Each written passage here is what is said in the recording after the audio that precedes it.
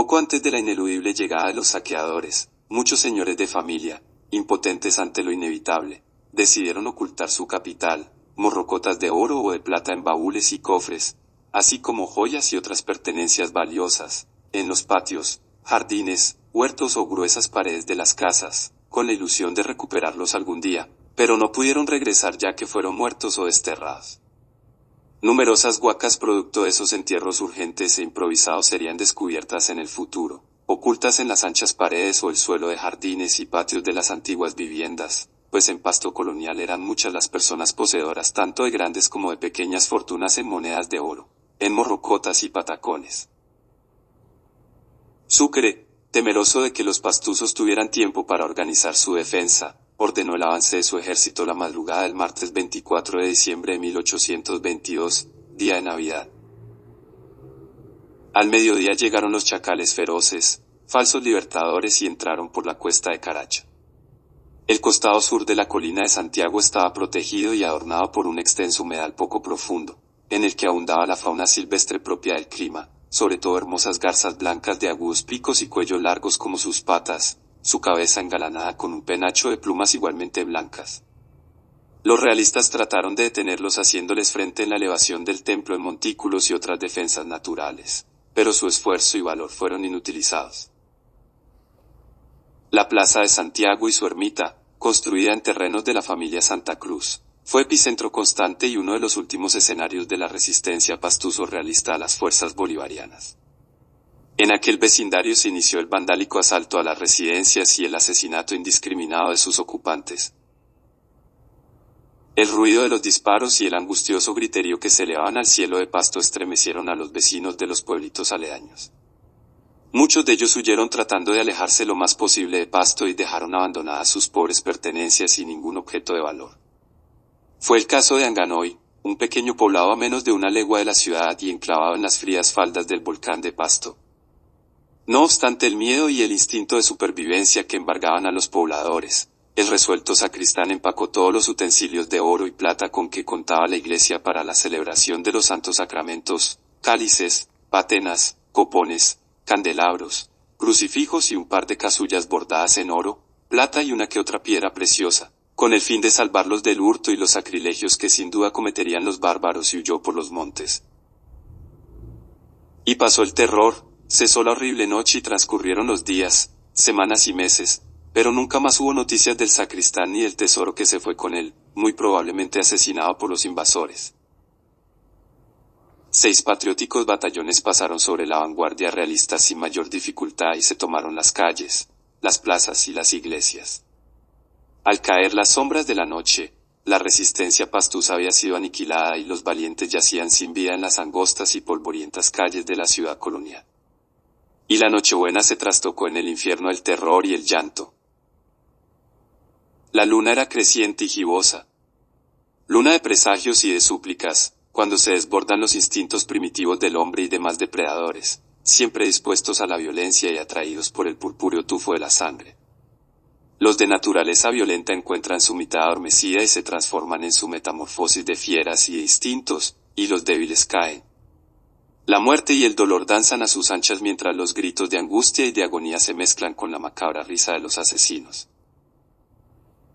Una vez conquistada la ciudad, los invasores perdieron la muy escasa humanidad que les quedaba.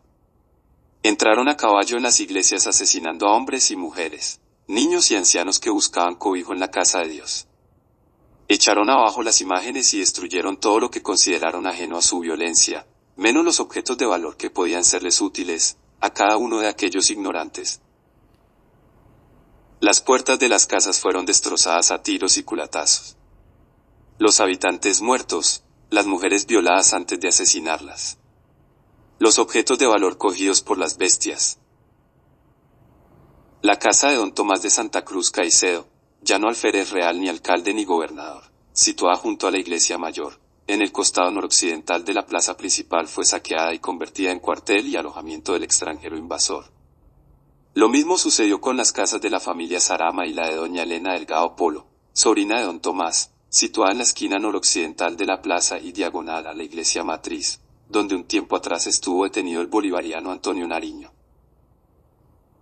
Pasaron los días y los muertos continuaban en las calles, plazas e iglesias, tendidos sobre su propia sangre. Se disparaba y perseguía a todo aquel que se aventurara a salir de su casa. El destino de las mujeres era el peor, porque hay cosas peores que la muerte. Escasearon los alimentos y los sobrevivientes de Pasto sufrieron hambre mientras los héroes invasores consumían hasta el desperdicio la comida robada. 10 días después, el 3 de enero de 1823 llegó Bolívar a Pasto. Tras las exaltadas felicitaciones y agradecimientos a su coterráneo Sucre por el rotundo éxito de la campaña, impuso a los sobrevivientes el pago de altísimas contribuciones para premiar con ellas al ejército. Ordenó el decomiso de todo el ganado existente en la provincia, que calcularon en 8.000 reses más los caballos. El maíz, las papas, el trigo y todos los víveres existentes fueron retenidos y llevados por el ejército. Dio orden de despojar muebles, vajillas, joyas, dinero y todo lo que tuviera algún valor, aunque ya la soldadesca se había adelantado. Dispuso que se confiscaran los bienes de los pastuzos que tuvieran propiedades en la región de Túquerres y que vivieran en Pasto. Expidió decretos específicos para que la mayor parte de las propiedades de los pastuzos fueran expropiadas y repartidas como obsequio a sus oficiales. Los generales recibieron hasta 3 haciendas cada uno, distinguiéndose por su codicia, entre otros, los venezolanos Carvajal y Barreto, además del mercenario estadounidense Sanders. Las propiedades fueron arrasadas, saqueadas y expropiadas con cuantiosas pérdidas para don Tomás de Santa Cruz, pues también incluyeron las casas de 1 y 2 pisos que poseía en Pasto. De las haciendas confiscadas a los pastuzos declarados enemigos de la independencia, fue clarísima la deliberada hostilidad contra Tomás de Santa Cruz, contra sus herederos y familias cercanas. La hacienda de Panamal con sus anexos fue obsequiada al general Jesús Barreto. La de Aranda, de propiedad de María Sarama Villota, a Artur Sanders.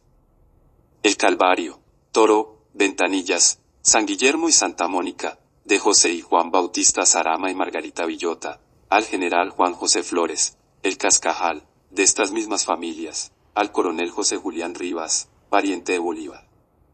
Y el Salado, de la familia Villota, al coronel Lucas Carvajal.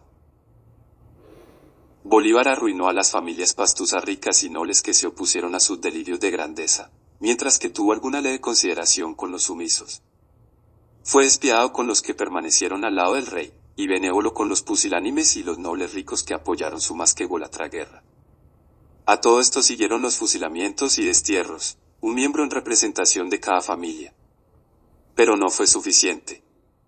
Continuaron implacables la guerra y la persecución contra los miembros de las familias opositoras a Bolívar, especialmente la familia Santa Cruz y su cabeza, don Tomás. Cuando Bolívar se marchó dejó a Pasto en ruinas en manos de sus secuaces, quienes tenían órdenes confidenciales para cumplir posteriormente, y un bando por medio del cual se emplazaba al pueblo para que se presentara en la plaza principal. Y una vez que la plaza estuvo llena, la tropa cerró las salidas y prendió a más de 1.000 hombres que fueron enviados prisioneros a Quito y Guayaquil. Nunca se volvió a saber de ellos, solo que la mayoría murió a causa de enfermedades, por el maltrato y el hambre.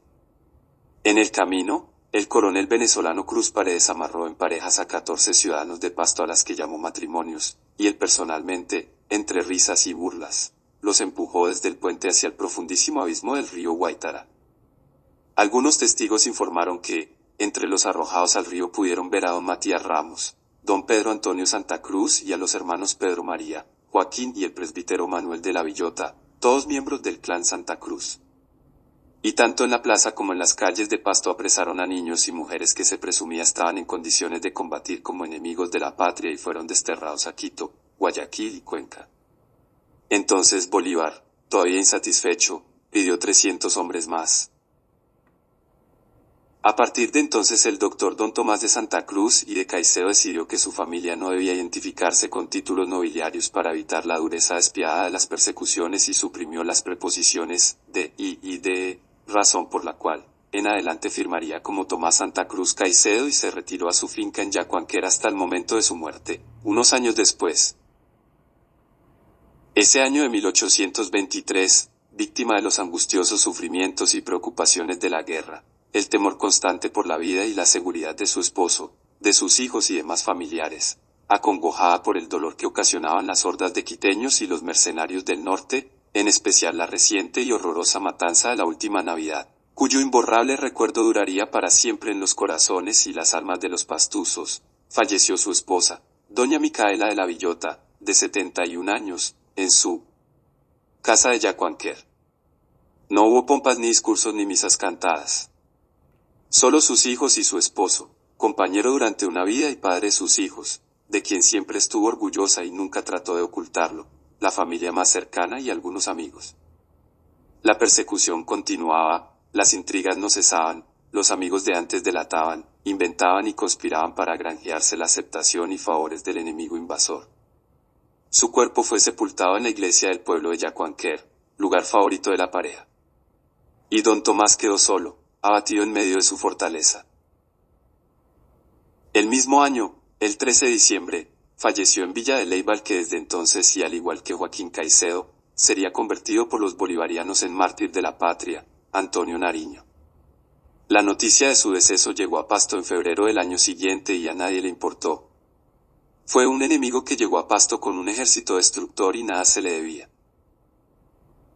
Todavía fresco el recuerdo aún vívido de la Navidad, Agustín Agualongo reapareció en Catambuco, a solo una legua de Pasto, acompañado por Estanislao Merchancano y alrededor de 500 hombres del campo, todos creyentes en Dios y en el rey, y derrotaron a los usurpadores en la batalla de Catambuco, el jueves 12 de junio de 1823, armados con muy pocas armas de fuego y la mayoría únicamente portadores de chuzos de madera, garrotes, sables, machetes y lanzas. Peleaban cuerpo a cuerpo y no temían a las balas. Irrumpieron a Pasto por Caracha y en la colina de Santiago vencieron a la retaguardia bolivariana que presentó la última resistencia. Así que la ciudad fue nuevamente recuperada por el que desde entonces sería el coronel de milicias Agustín Agualongo.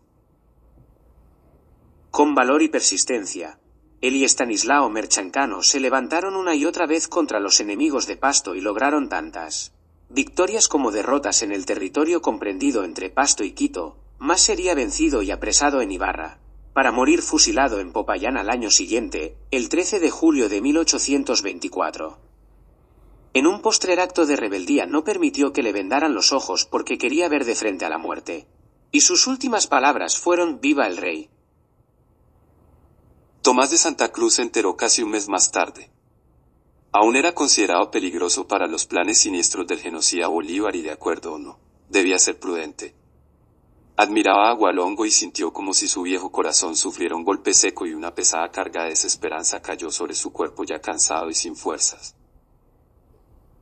Las guerrillas pastuzas fueron un temible obstáculo para los republicanos hasta mediados de 1824, cuando ocurrió la captura de sus cabezas principales, aunque en 1825 resurgió, sin apoyo ni éxito, un grupo al mando del clérigo José Benavides, integrado por gentes de Pasto y negros del Patía, ya libres de los reclutamientos de viene o muere a que fueron sometidos por Bolívar durante tantos años.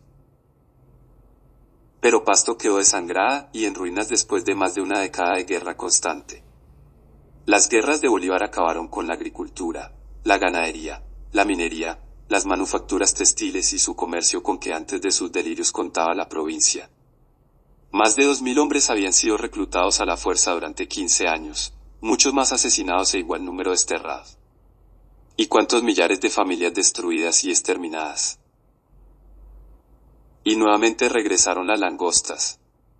A finales de 1824, el gobernador republicano Antonio Farfán remitió un informe al general Juan Paz del Castillo, en el que advertía las difíciles condiciones en las que se encontraba el ejército republicano asentado en Pasto. Se ha inundado la provincia de langostas, extendiéndose esta plaga desde el valle de Patía hasta el Guaitara, de forma que los frutos en los campos que por la estación del año estaban tiernos todavía, fueron devorados de estos insectos hasta el tronco. Pero a nadie en el norte le interesó el hambre ni las necesidades del pueblo de Pasto y de la provincia. Nuevamente la naturaleza se volcó sobre una comarca de tierra dulce y fértil, con frutos tan dulces como ella, donde la gente era buena y humilde de corazón. Estaban exhaustos de guerras, de sangre y muertos, saqueos y necesidades.